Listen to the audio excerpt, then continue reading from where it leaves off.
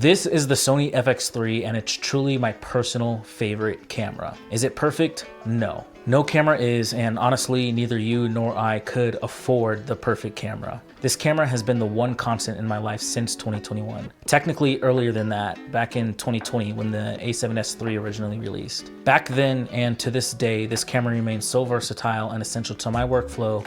If I could, I'd put it in the Hall of Fame for cameras.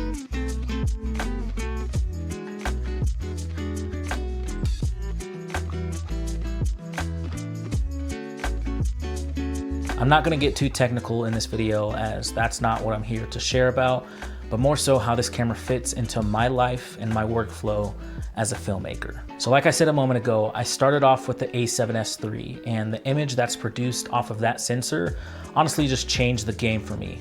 It's like the first time you switch from a Canon T2i to an actual cinema camera.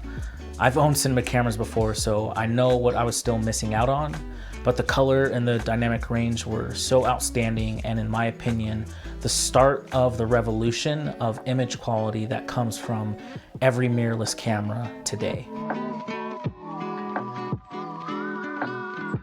My filmmaking background consists of a countless variety of cameras, but as I've grown and shifted into also creating content here on YouTube, I wanted to try and find a camera that can serve me on both ends of this creative medium. The versatility in lenses I can adapt to this camera allows me to use my favorite vintage and cinema lenses. The form factor, along with a nice minimal cage, makes it easy to rig up for a variety of situations. I've worked and continue to work on a variety of jobs where this camera serves as my A to C cam, as well as getting me hired onto jobs for simply owning this camera.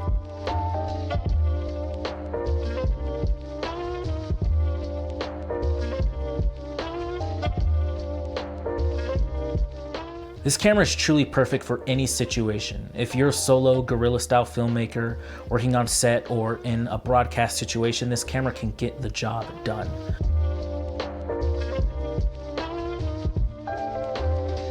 What settled this specific camera in as my number one is the firmware updates.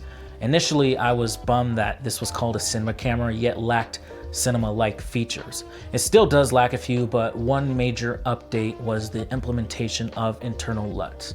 Being able to load in whatever LUT you want allows me to mitigate having to use an external monitor in a lot of my workflows, especially for broadcast situations where I need to match this camera with a variety of different cameras in any given setting.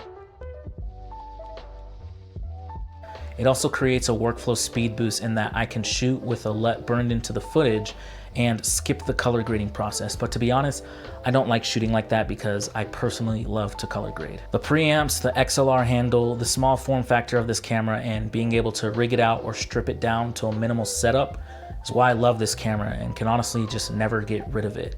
I personally love this camera, and I don't want to gear talk down to death because at the end of the day, it's not the gear that matters. It's the story you're telling, it's what you're putting together and what you're trying to communicate to either yourself or an audience. And I'm not negating any other camera that's out there, as they're all truly great these days, and you honestly can't go wrong with anything you choose.